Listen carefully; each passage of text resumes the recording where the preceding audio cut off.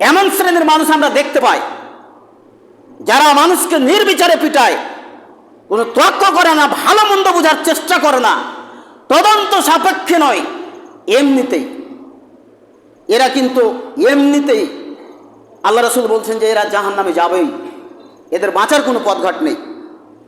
সম্মানিত দিনী ভাই, দ্বিতীয় নম্বরে তিনি বলছেন আপনাদের আমাদের এই প্রসঙ্গ, তিনি বলছেন যে নেশাউন, মহিলা কাসিয়াতুন, কাপড় পরে থাকবে, আরিয়াতুন, উলঙ্গ।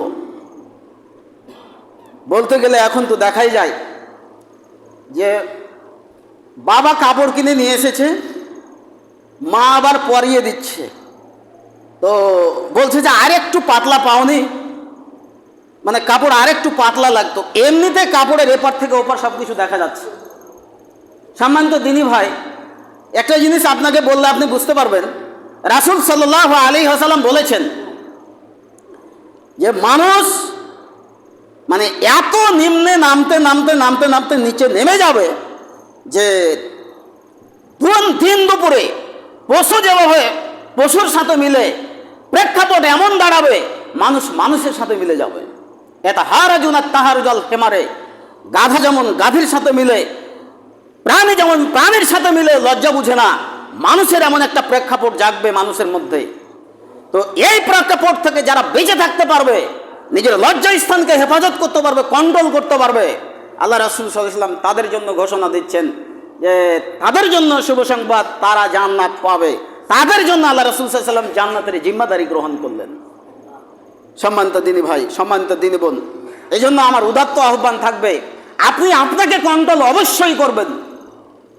আরেকটা কথা আপনাকে মনে স্মরণ করিয়ে দিতে চাই, আমাদের নবী মুহাম্মদ সাল্লাল্লাহু আলাইহি ওয়াসাল্লাম, আব্দুল্লাহ বিন মাসউদ রাদিয়াল্লাহু তাআলা থেকে হাদিস এসেছে, আমাদের নবী মুহাম্মদ সাল্লাল্লাহু আলাইহি ওয়াসাল্লামের সামনে নাম মুহাম্মদ সাল্লাল্লাহু আলাইহি ওয়াসাল্লাম বলছেন, নারীদেরকে সতর্ক করতে গিয়ে তিনি বলছেন, নারী শোনো,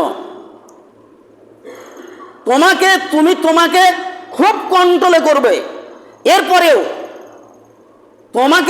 তুমি কখনো কোনো নারীর কথা তোমার স্বামীর সামনে কোনো সময় ব্যক্ত করো না, এরকম ওরকম এটা ওটা বিবরণ তুমি পেশ করো না।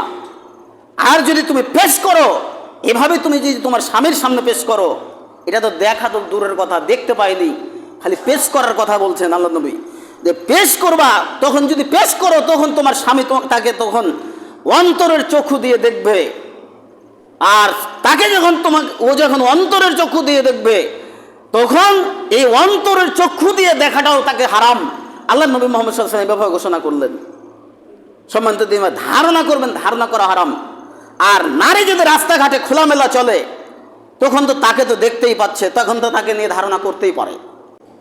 সম্মানিত দিনী ভাই, এই জন্য আল্লাহর নবী মুহাম্মদ সাল্লাল্লাহু আলাইহি ওয়াসাল্লাম খুব কঠিন করে এই বিষয়গুলো বলেছেন, ব্যক্ত করেছেন।